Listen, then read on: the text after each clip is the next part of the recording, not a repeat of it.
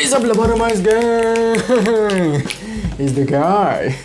You know, the guy who cuts off mid-sentence. To preface this video, I have absolutely zero problem with Assassin's Creed Shadow being fictional, okay? It doesn't have to be historically accurate. After all, it's just a video game, right? But the way that Ubisoft is trying to spin this, right? They're trying to say that this is historically accurate. And if we're talking historically accurate, then this game is as historically accurate as Avatar. It's like saying Lord of the Rings is a documentary about medieval Europe, alright? So if you're curious about the outrage that's happening right now with this game, like the Japanese people like fighting against Ubisoft, right? Let's take a dive into this promotional material and see just how accurate is Assassin's Creed Shadows. And I will answer the most important question that we're all here to learn about is the African samurai myth or reality? Now, first of all, since Ubisoft is going on and on about this samurai versus ninja thing that they have going on, let's just establish what is a samurai and what is a ninja. So first, let's look at the samurai. A samurai is a social class, okay? Let's think of a noble, okay? It's nobility status. So this is why, if you pay attention, when you play Ghost of Tsushima in the Japanese dub, Japanese voice acting, you will often hear they refer to the samurai as the bushi, right? And bushi here means noble. まずは島を救おう。武士らしくコトゥンハーンに意志を返すとしよう。見せつけてくれるわ。武士の意地を。You know, it is a very broad term. Let's think of it like a samurai is a bushi, but not every bushi is a samurai, okay? So there we go. We have established what a samurai is. And I would like to add another fact when going into this video, right? And it is that the word samurai is, it was not widely used in the time of Yasuke over here, right? I think it was 20 or 30 years after that time when the word was more widely used. Back then they had a bunch of words for that. Just keep that fact in mind, okay? Because when we discuss Yasuke and his status in the society, that will come up. Now, since a samurai is a noble, you were often born into being a samurai, okay? Though it was possible, though very rarely, a commoner, a peasant could have become a samurai. Very difficult, okay? Very difficult, not impossible. They could become a samurai, right? But you know, most of the time you were born into the social class. A samurai can get a job as a soldier, okay? And so when you go on the battlefield, you often see a samurai with different weapons. They could have wielded a bow, they could have used a spear, a yari. Just for clarification here, the katana was a secondary weapon, okay? But I'm sure everybody knows that already. Only used in, you know, most dire situations when they grappled you and in very close range combat when you have no other choices left and you use the katana, right? And most of the time they use the bow and you know, the spear because, you know, those are the most effective weapons of all. And since we're talking about jobs, a shinobi, right? A ninja, a shinobi is a job, okay? It is similar to a spy, right? Their main job was to collect information and infiltrate the enemy's clan, all right? So when we're talking about an assassin, in this game, Naoe, which is a male name, by the way, a female ninja, right? Kunoichi. So if we're talking like that, yes, she could have been a ninja, but you know, assassination was not the thing that they did most of the time, okay? Most of the time, they just infiltrated the other clan to gather information for their lord. So while Hollywood often likes to paint the shinobi or the ninja like a highly mobile, parkour assassin, this is very far from the truth, okay? You know what it often looks like? This. Yeah, just a regular ass normal human that you don't pay attention to on the street, alright? They would wear clothes that look like, you know, the servants or the people of the clan that they were ordered to infiltrate. An example that is easy to digest is if you watch the show Shogun on FX, I remember, yeah. On FX there is, spoiler alert, small spoiler, there is a character in there that was a samurai because he served Lord Toranaga. He was not on the battlefield, he was ordered to infiltrate a village, right, and become a spy for his lord, right? So, you know, basically he is a shinobi. Now I'm sure from that explanation alone you can see that what Ubisoft is touting as historical accuracy is nothing but PR speech. Samurai and shinobi came from a different social class. But just how deep does it go, right? How far does the lies go? Let's find out. Дамы и господа, сейчас посмотрим этот видео. Кто Yasuke и Naoe? He arrived in Japan in 1579, right when our game starts. So they said that Yasuke arrived right when the game starts, right? And that he was an important figure in Nobunaga's army.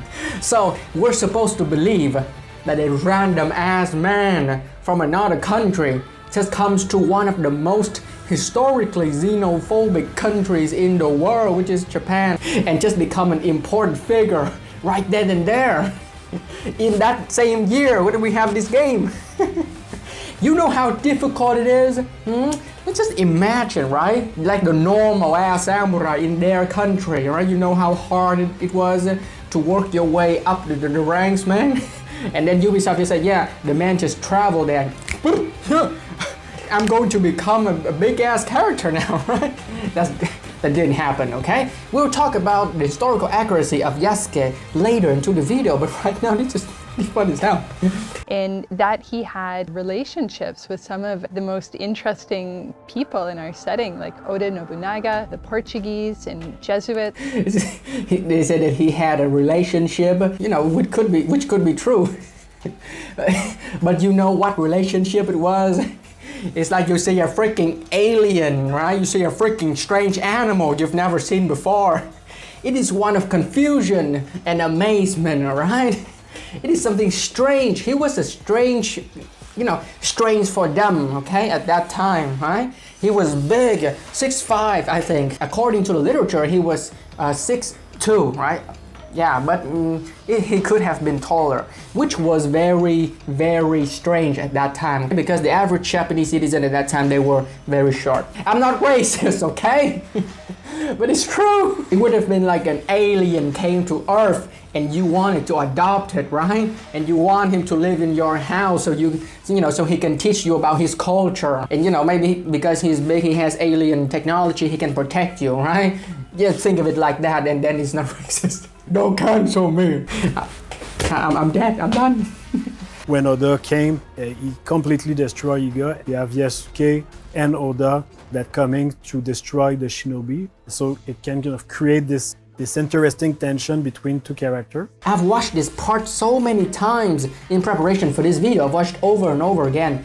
So correct me if I'm wrong, but the way Ubisoft is trying to spin this, it's like they are saying that Nobunaga has a samurai army and they are going up against a shinobi faction, a shinobi army. The way that I understand it is that the samurai are trying to kill all of the shinobi and the shinobi are fighting back, which, as you know, is Mel, right?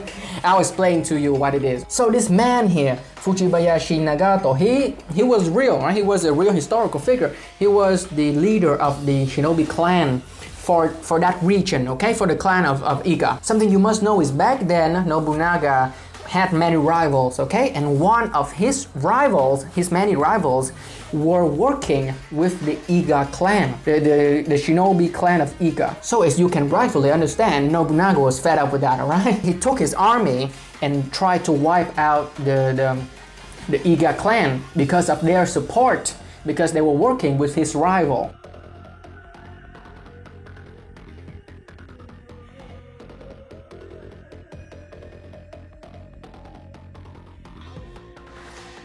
That makes sense, alright?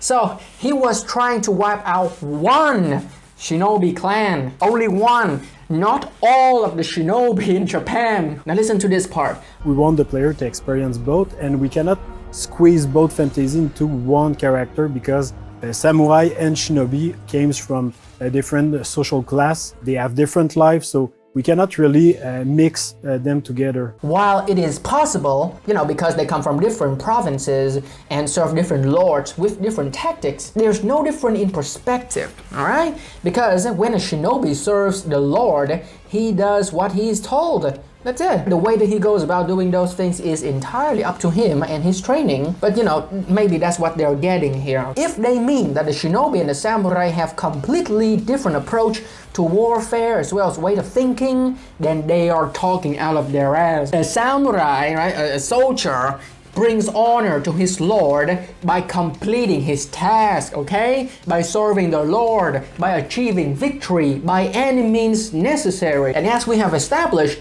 a samurai can become a shinobi. So when they're talking about different perspective here, it is AI speech, all right? Look! Look!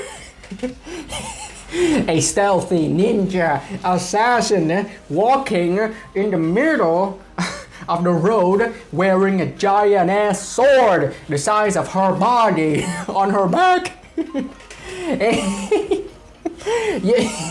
You know how rare of a sight that was?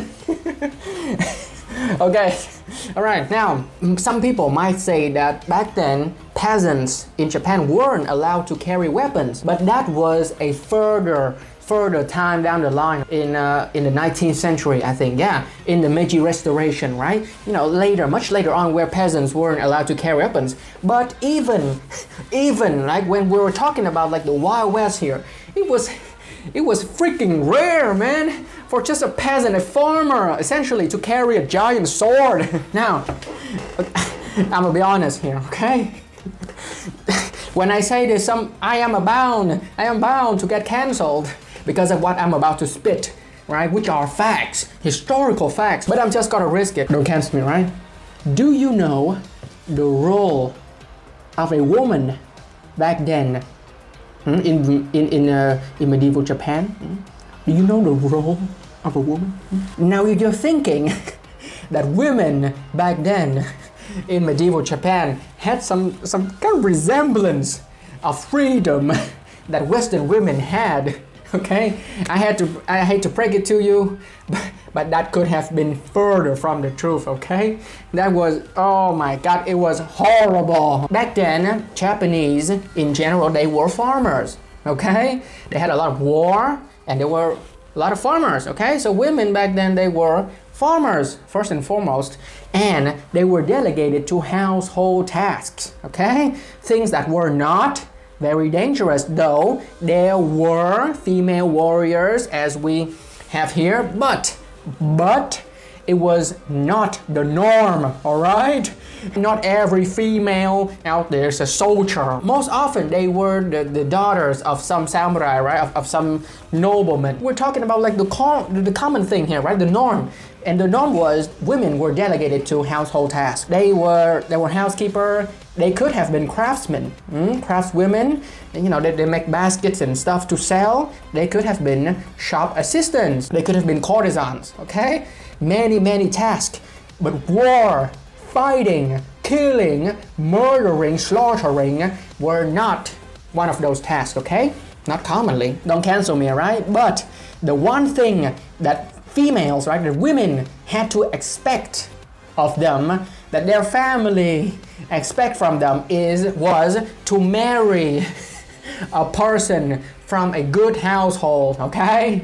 They were like freaking objects. Women back then, right, historically, women back then, they were like objects, right?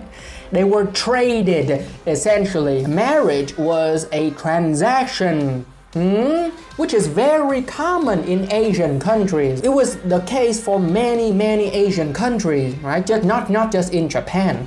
Women back then, right, because they were beautiful, right? They were helpful. They helped raise the newer generation, so they were like a very precious commodity. Like that sounds wrong, but that was how it was, okay? So, like a marriage was a transaction, and then women back then, they were expected to marry into a big and noble family and to bring their family lots of money, lots of business opportunities, that sort of thing. So, with that established, I am cancelled, okay? But you know, with that established, you can imagine how rare it was to see a woman with a giant sword on her back walking around on the street. And speaking of this character here, Naoe is a male's name, man. It's a male, right? What are they trying to get at? Transgenderism here? And look at this giant 6'5" man of color wearing a full set of battlefield armor that you wear on the battlefield when you go to combat. He's standing in the middle of the street waving hello to children. Stealth! Assassin! Somebody like Yasuke, historically, who was able to come to Japan and have the life that he did there. Who was able to come to Japan to have lived the life that he had. Man was a slave! I don't know. Okay. Whether he was a slave or not is open to question, okay? And speaking of, the question you've all been waiting for is Yasuke a real samurai? With any question regarding history, right? It is very muddled and confusing. So I'm here to help to take you to go through that muck, okay? And explain to you what really happened. Let's look at what we 100% know to be true. There was a man of color whose name was translated to Yasuke that came to Japan, okay? Yes, that part is true.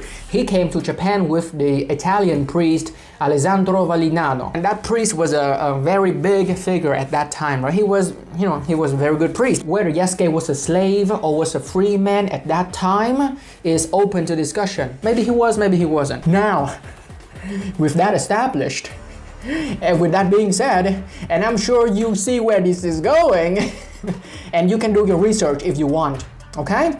And I'm talking real research, all right? Go read some textbooks. Not just look on the Wikipedia, especially the English Wikipedia, because you know that can be changed so much, so easily. Hear me out.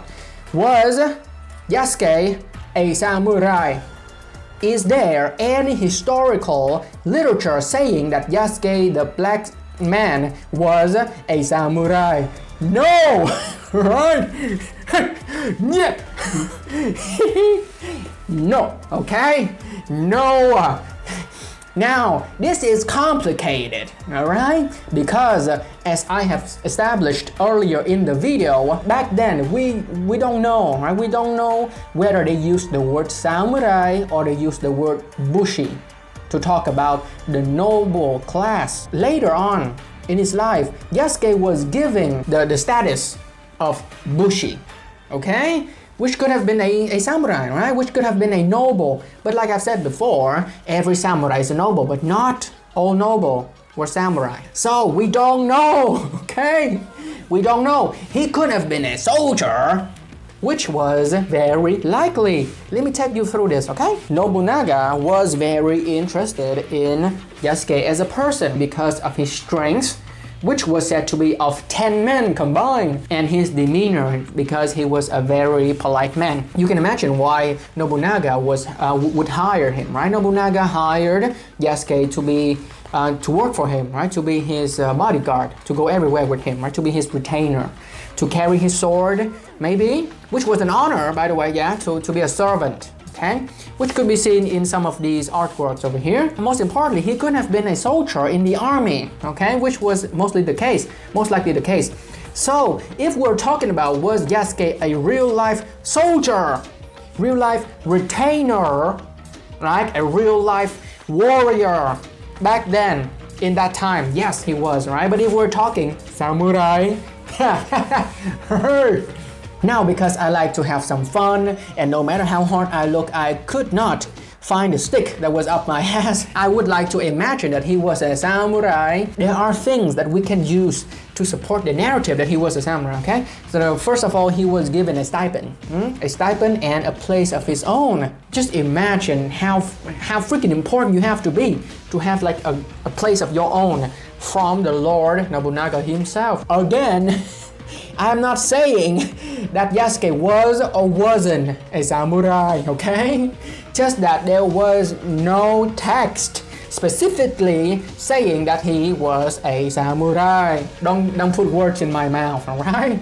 Now, if you have any facts that you would like to share, or if you found any evidence there, be sure to put them in the comment section, alright? I'll be sure to read them and answer all of them. Now, moving on to the gameplay, which as a fan, a hardcore fan, that finished Odyssey. Malaka. Okay? That finished Odyssey.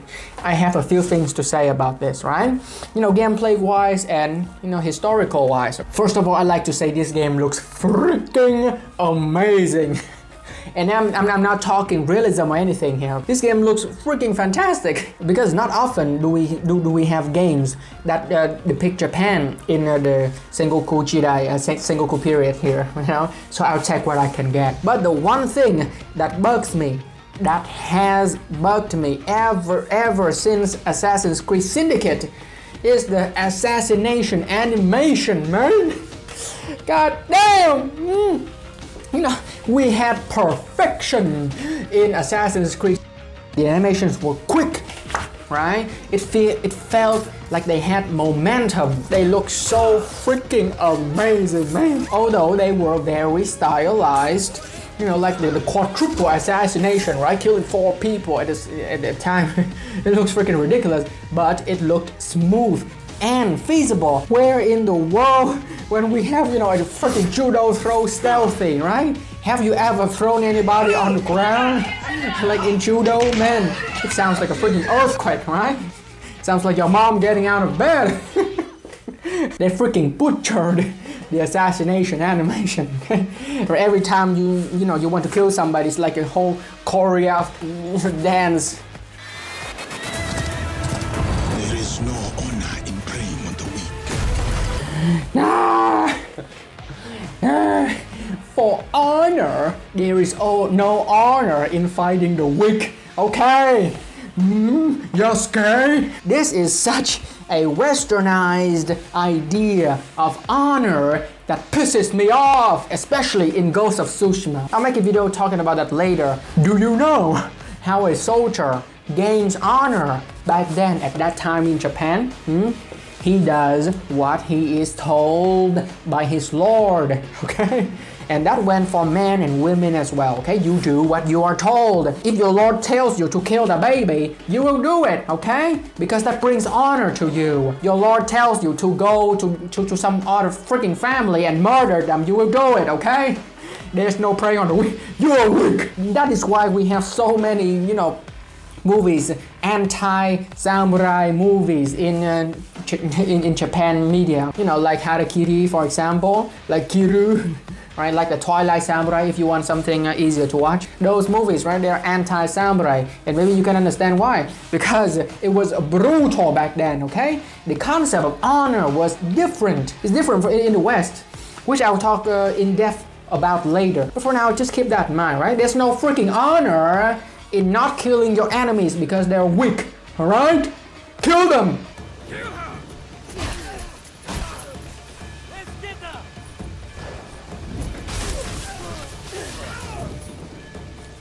Now we're on to the fun stuff, okay? Kusarigama. First of all, you have to understand that shinobi tools were just that, okay? They were tools, and the kusarigama was one of those tools. We have 2 parts in this tool, right? We have a sickle and then a weight attached to a chain, okay? Now let's look at the sickle here. The sickle was not an ordinary weapon. It was a farming tool at that time. Like we have established before, it is not normal for a peasant, a normal human being, to carry a katana around at that time. Couple that with the fact that the majority of people back then were farmers. It is very feasible for a spy, for a person who is trying to put on a disguise, to carry around a kama, right? Kama is a sickle. Historically accurate, feasible, but I feel like there should be a butt counter around here somewhere. Yeah. But now if you visited a museum, especially in Japan, you will see that the shinobi had plenty of tools, right? They had many tools. And within those tools were swords, okay? Yeah, surprise, there were swords. So it can be inferred that the kusarigama was used as a weapon, but not all the time, okay? Maybe it could have been used as a secondary weapon if we're talking about a specific situation where the shinobi is tasked with assassinating a figure. Most of the time, most likely he would choose a sword, okay?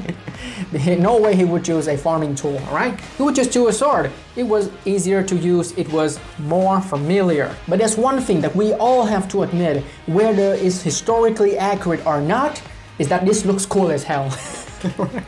Yeah, I'm a man and I like cool shit, okay? Oh, and speaking of cool, shout out to my patrons! Yeah! Yeah, boy! Thank you, gracias, спасибо, grazie, danke, xixi, merci. Look! Look at what they helped me buy, man! This is my laptop keyboard. Look at what I'm working with. Look at this. This can't be good.